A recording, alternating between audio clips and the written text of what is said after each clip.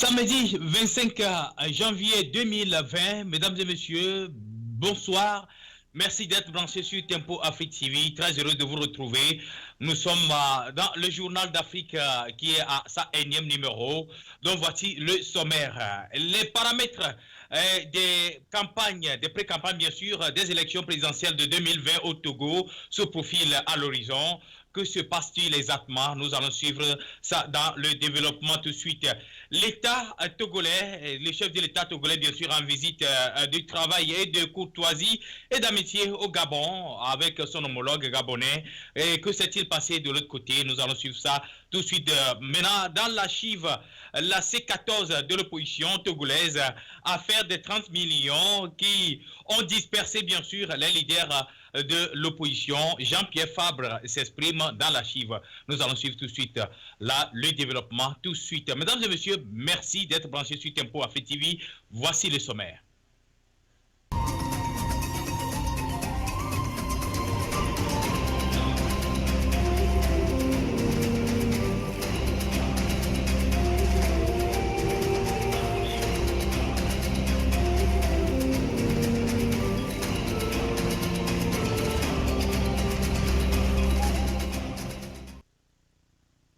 Bonsoir.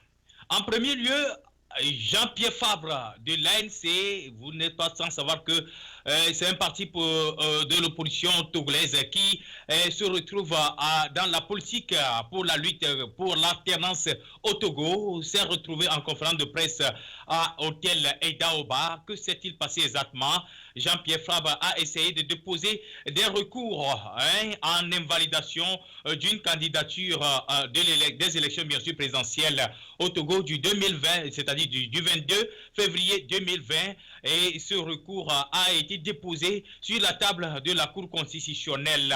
Et également la requête aux fins de récusation des membres de la Cour constitutionnelle est déposée déjà sur la table du président de la Cour constitutionnelle. Quelles sont les explications? Suivons quand même le discours liminaire avec Éric Dupuis, le secrétaire chargé à la communication du parti politique l'ANC.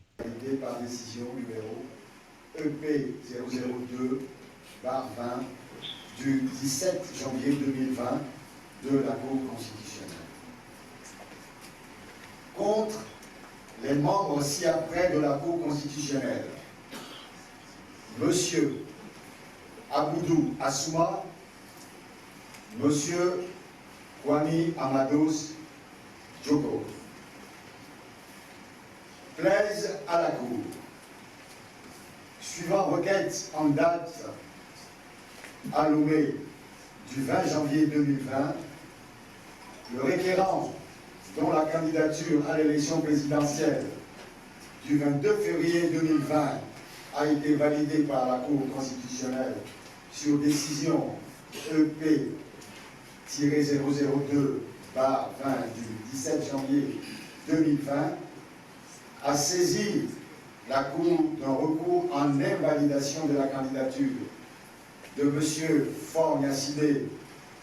Gnassimé Faure et Sozina, candidat investi par le parti unique. Le requérant est donc recevable à soumettre in limine litis à la Cour ce recours en récusation des membres de la Cour constitutionnelle que sont M. Aboudou Assouma, M. Kwame Amados Djoko. Discussion.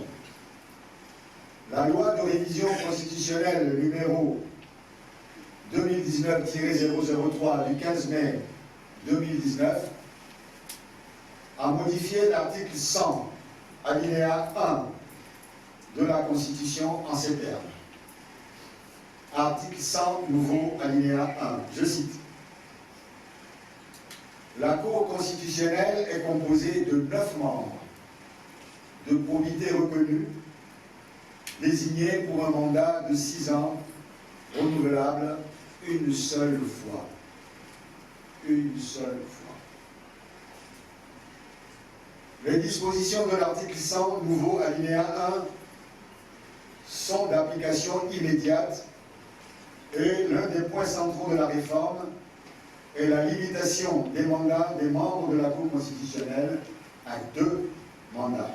En effet, quelle que soit la probité, la compétence ou l'expérience d'un membre de la Cour constitutionnelle, il ne peut exercer, depuis l'entrée en vigueur de la réforme, plus de 2 mandats à la Cour constitutionnelle.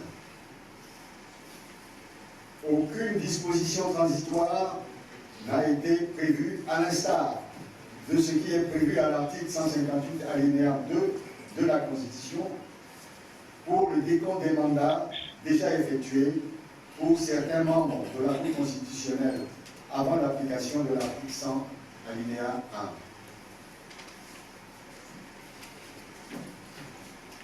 1. Rappelons les dispositions de cet article 158 alinéa 2. Je cite. Les mandats déjà réalisés et ceux qui sont en cours à la date d'entrée en vigueur de la présente loi constitutionnelle ne sont pas pris en compte dans le décompte du nombre de mandats pour l'application des dispositions des articles 52 et 59 relatives à la limitation du nombre des mandats. Ainsi, lors de la désignation des membres de la Cour par le président de la République, l'Assemblée nationale et par les différents collèges prévus par les nouvelles dispositions, on doit s'assurer que les membres à désigner n'ont pas déjà fait plus de 2 mandats à la Cour constitutionnelle. Si les membres ont déjà fait 2 mandats ou plus, leur désignation deviendra anticonstitutionnelle. Ils doivent immédiatement démissionner et la procédure de leur remplacement doit être mise en œuvre. Voilà, mesdames et messieurs, et les propos recueillis immédiatement sur le terrain par les reporters de Tempo Afrique TV, le moment où l'ANC était en conférence de presse à l'hôtel Edaouba. Quel est quand même le résumé du contenu? L'ANC et ses leaders demandent tout simplement à la Cour constitutionnelle, j'allais dire, de bien vouloir déclarer invalider, bien sûr, le dossier de candidature de Faure et Sozmna Nyasingbe, parce qu'il ne se retrouve pas quand même conforme dans les articles de la Cour, de la Constitution togolaise. Et ainsi, il demande également à 2 membres de la Cour constitutionnelle de démissionner. Il s'agit bien sûr du président de la Cour constitutionnelle et l'un des membres qui garde l'anonymat. Voilà, ces 2 membres doivent démissionner parce qu'ils ont essayé de briguer déjà plus de 2 mandats à la Cour constitutionnelle. Ceci nuit quand même les règles des prescriptions, bien sûr, de la Cour constitutionnelle, a relaté l'ANC, le parti politique de Jean-Pierre Fabre. Dans la même conférence de presse, suivez quand même Gabriel Messa Agbeyome Kodjo, qui avait participé à cette conférence de presse, qui est venu quand même écouter quand même ses pairs de partis politiques, qu'est-ce qu'ils vont dire exactement. Et il a essayé d'être questionné par les journalistes sur place. Suivons quand même ses réponses qu'il a données. La problématique qu'il soulève et pas longtemps aussi au niveau de notre formation politique, nous avons évoqué les travers qui confortent la complexité des yeux. Je pense que, comme l'a dit le président Jean-Pierre, c'est en évoquant l'ensemble des dysfonctionnements qui renforcent la complexité des yeux que localement et sur le plan international, nous pourrons être écoutés. La seule chose qui nous réunit ici et qui réunit également dans nos liens de débat politique, c'est en 2020 que les Congolais puissent bénéficier de la démocratie. Et là-dessus, nous sommes prêts à faire tous les sacrifices entre nous, les candidats et les leaders, pour permettre au Togo d'avoir son alternance. J'ai fait une réunion à 10h30. Mais, comme Jean-Pierre m'a fait partager donc sa préoccupation d'organiser cette réunion et d'attirer l'attention des Togolais que nous avons un candidat qui ne remplit pas les conditions. Je pense que la disqualification donc, du président sortant, en tout cas, nous permettrait de faire un bon challenge. Et je crois quand même que si un contrefacteur de toute façon n'est pas dedans, nous nous entendons bien pour donner la défense de Togo. Je vous remercie. Voilà les propos recueillis par les reporters de Tempo Afrique TV. Agbeyome Gabriel Messa Kodjo est en train de s'exprimer au micro des journalistes concernant les réactions et des remarques juridiques qu'a effectué l'ANC de Jean-Pierre Fabre. Mesdames et messieurs, dans la même conférence de presse, il y avait eu quand même la présence du professeur David Doucet, l'un des leaders du mouvement Front Citoyen Togo Debout, qui avait essayé de projeter quand même des marches de protestation dans la semaine écoulée, mais finalement ces marches ont été reportées. Pour quelles raisons? Suivons quand même la réponse avec David Doucet au micro des reporters de Tempo Afrique TV. Consensus démocratique, vous prévoyez manifester cette semaine, mais vous avez reporté. Quelles en sont les raisons? Oui, effectivement, nous étions en conférence de presse le 15 janvier et nous étions revenus sur un certain nombre de manquements du cadre légal et des conditions de mise en œuvre du processus électoral. Et par rapport à cela, nous avions annoncé une série de manifestations cette semaine. Nous étions retrouvés, nous avions d'ailleurs arrêté les dates les 23, 24 et 25 janvier pour un certain nombre de manifestations populaires.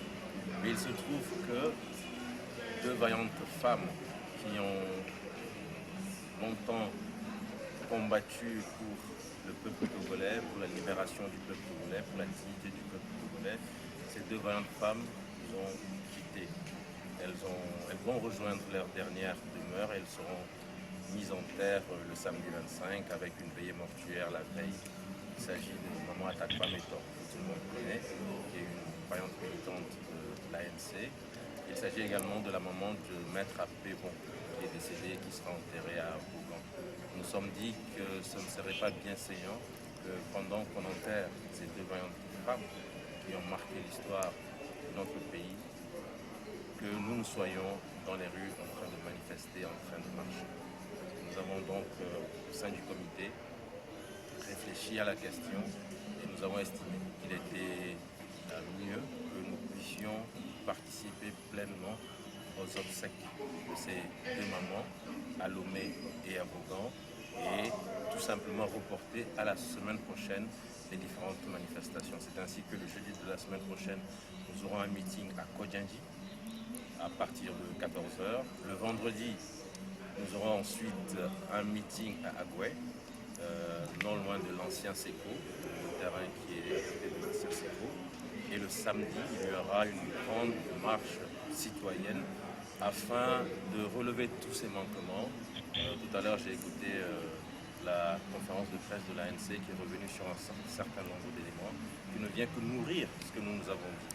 Je pense qu'aujourd'hui, nous avons un cadre légal qui pose problème. Nous avons une candidature de M. Fort Sosina Nyasingbe qui pose problème au plan juridique, au plan éthique. Et ce peuple que nous nous constituons ne peut pas se taire. Ne peut pas se taire et accepter aller voter le 22 février comme si tout était normal.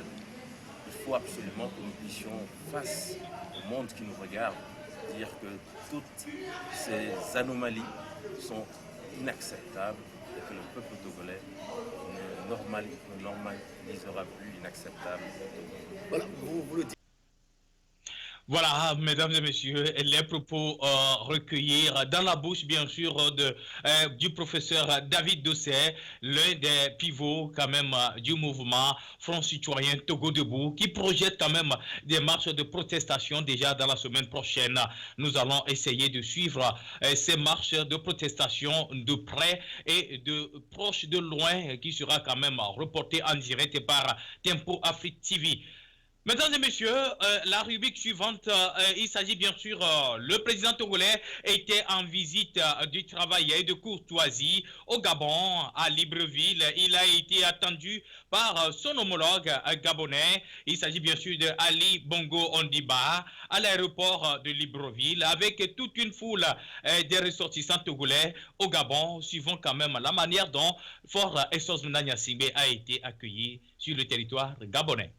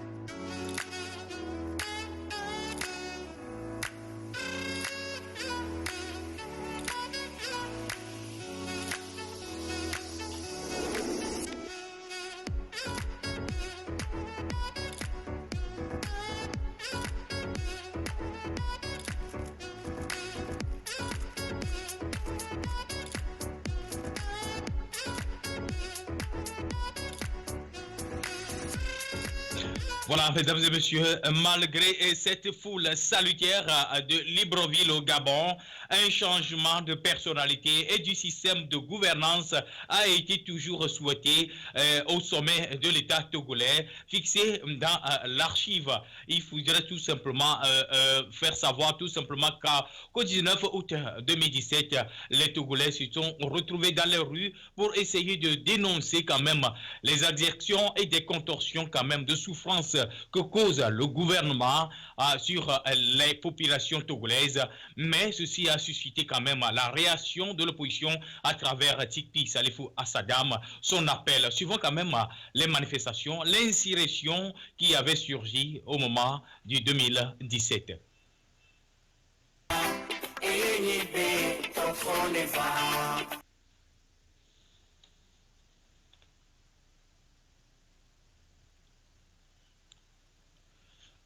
Voilà, telle est quand même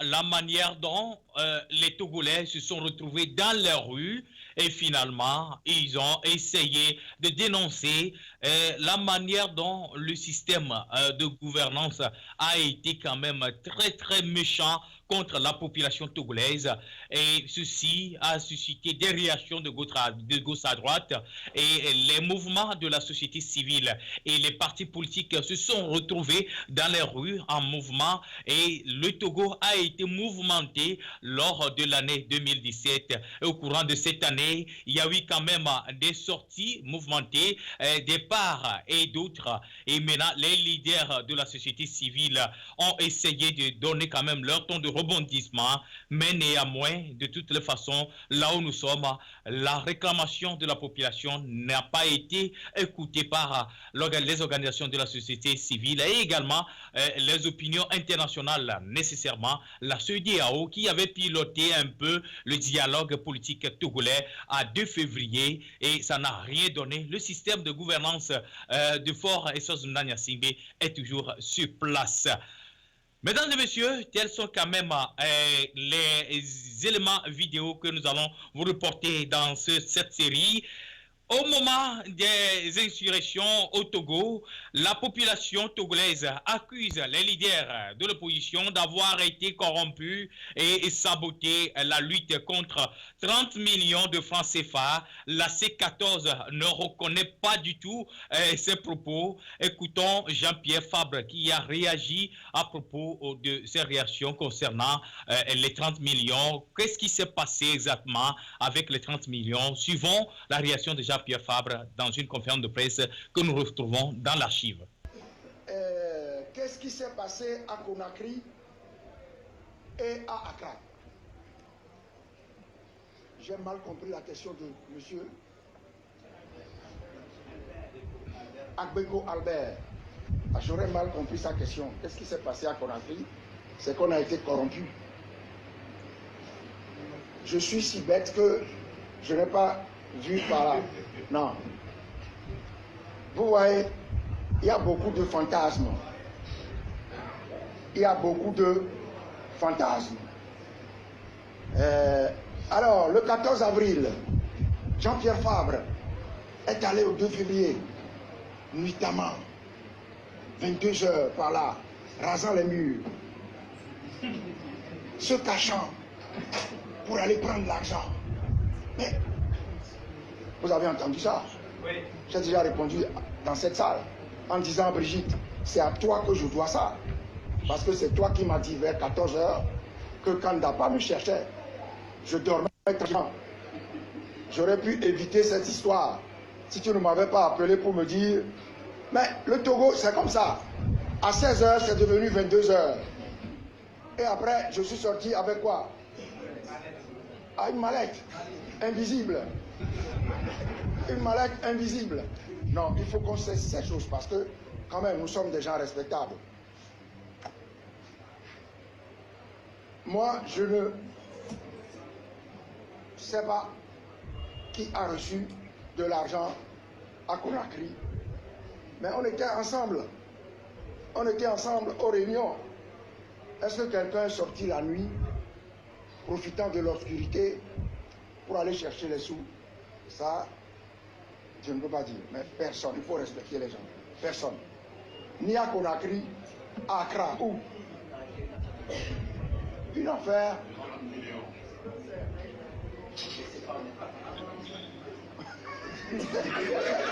Et du bas 30 millions encaissés par Maître Appel. Vous savez, hein, il y en a qui veulent détruire la coalition. Moi, j'ai des griefs. Moi, j'aurais pu. Mais moi, quand il y a une réunion, je vais à la réunion pour dire je ne suis pas d'accord, je ne suis pas d'accord, je ne suis pas d'accord, je ne suis pas d'accord. Mais si quelqu'un n'a pas le courage de venir dire vous allez parler de candidat unique, moi je n'en veux pas. Je ne veux pas parce qu'il se pourrait que je ne sois pas le candidat unique. Si la personne ne vient pas, qu'il n'aille pas chercher les raisons ailleurs. Ailleurs. Il faut avoir le courage. Moi, mes collègues ici connaissent les positions que je défends dans tel ou tel ou tel, sur tel ou tel sujet. Mais ces histoires de ah, on a pris de l'argent ici, après on a pris de l'argent, on a été corrompu. 30 millions. Moi, je ne vaux plus que 1000 milliards, 10 000 milliards. 100 millions de milliards. Mon engagement politique est supérieur à tout ça. Et j'ai fait suffisamment de sacrifices, je le sais moi-même. Ceux qui ne veulent pas, je m'en fous. Je ne demande à personne de le reconnaître. Mais saboter les gens en racontant des histoires. Il paraît que quelqu'un n'a pas été invité à Accra. C'est ce que j'ai appris. On a été invité pour être consulté par le président du Ghana. Mais on est allé avec le président du Ghana, on a discuté, et je crois que chacun a été consulté. Ah, il paraît qu'on nous a donné de l'argent. Pour faire quoi? Pour vendre la lutte? Non, parce que quel est l'intérêt de dire ces choses? Dites-moi, quel est l'intérêt de dire ça si ce n'est pas pour dire ils ont vendu la lutte en prenant de l'argent? Qui a vendu la lutte? Plus que... Je ne veux pas dire des choses désagréables. Voilà les propos de Jean-Pierre Fabre qui renonce carrément et refuse, ne reconnaît pas du tout les propos de la population qui disent que voilà, ils ont essayé de vendre la mèche et la lutte a été vendue. La réalité sur le terrain aujourd'hui, c'est que l'opposition togolaise dans la C14 ne se retrouve plus. Ils sont dispersés et ils vont aux élections présidentielles d'alors en rang dispersé. Voilà, Gabriel Messa Agbeyome Kodjo confirme l'effectivité bien sûr de l'alternance au sommet de l'État togolais et donne quand même ses paramètres de réalisation suivant la manière dont il confirme la réalisation de l'alternance au sommet de l'État togolais en cette année 2020. Bref, la CCTT qui va nier l'alternance sera là en 2020. Elle sera là. Le premier acte que je poserai, j'irai moi-même en prison libérer Batia Nyasimbe. Le deuxième acte, je me déplacerai pour aller rencontrer Tipi Atadam, rencontrer François Boko. Je les ramènerai. C'est aussi des actes qui participent de toute façon à la réconciliation nationale. Et donc, moi, je ne vais pas dire que je suis après les élections, mais en fait, disons, pratiquement. Et je crois quand même que de toute façon, le sort du Togo, en tout cas, sera autrement. Parce que nous, les Togolais, vivons mieux.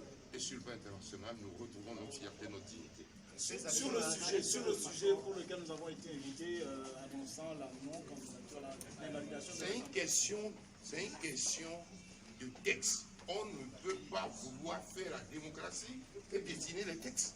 On ne peut pas dire qu'on veut construire un état de droit et puis de tout le monde, on viole les textes tous les jours.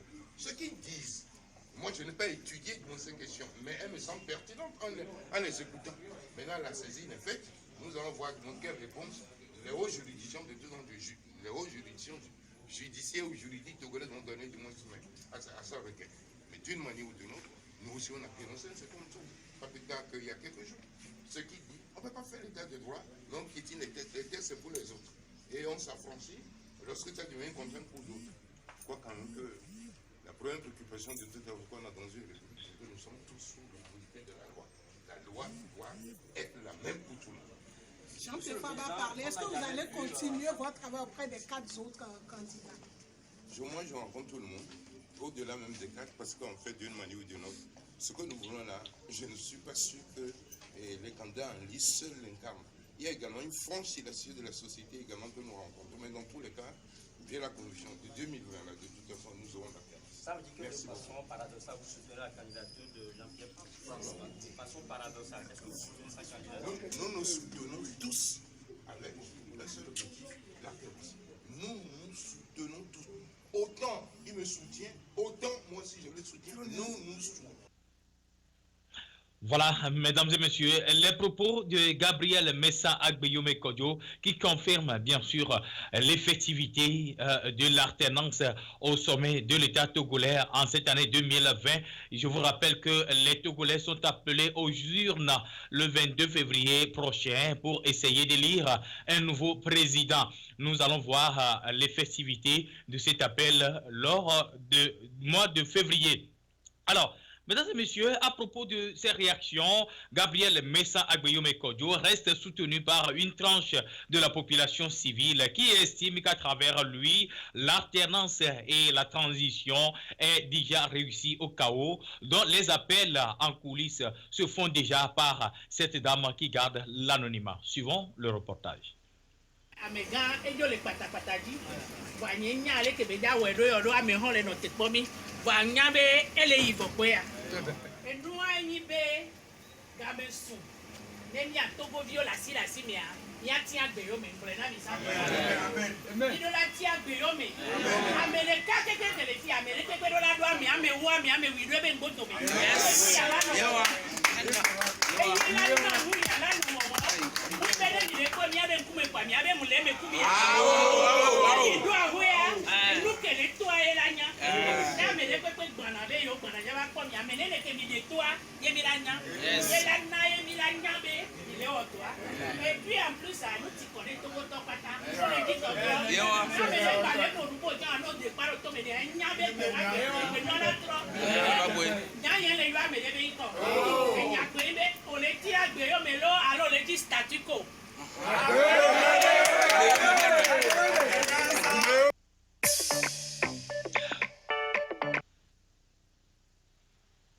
Voilà, mesdames et messieurs, les propos de coulisses qui lancent déjà les soutiens au candidat, bien sûr, du prélat, Monseigneur Fanouko Philippe Kodjiro, Agbeyome Gabriel Kodjo. Donc, tout simplement pour vous dire que voilà, les Togolais sont appelés aux urnes le 22 février prochain pour élire un nouveau président. Alors, suite à ça, il y a un programme bien défini pour vous du 18 janvier au 22 février. Il y a un programme que Tempo Afrique TV a détecté et élaboré pour vous pour essayer de suivre et de reporter en direct les campagnes présidentielles de 2020 au Togo. Alors, pour cela, il y a des reporters qui sont des envoyés spéciaux de Tempo Afrique TV qui sont déjà sur place sur le territoire togolais dans les 5 régions du pays. Alors, ils seront là jusqu'à ce qu'on arrive au 22 février, au soir de la proclamation des résultats de l'élection présidentielle de 2020 au Togo. Mesdames et messieurs, merci d'être branchés sur Tempo Afrique TV. Fin de cette nouvelle édition. Malik Sall de l'autre côté pour la réalisation et la mise en onde. Je suis Gabriel Adona au micro. Nous vous retrouvons le week-end prochain pour un nouveau numéro. Bye bye. Bonsoir. Salut à tous, chers téléspectateurs. Suivez les élections présidentielles 2020 au Togo à partir du 18 janvier au 23 février avec la participation effective des analystes politiques de la diaspora africaine et les journalistes de Tempo Afrique TV.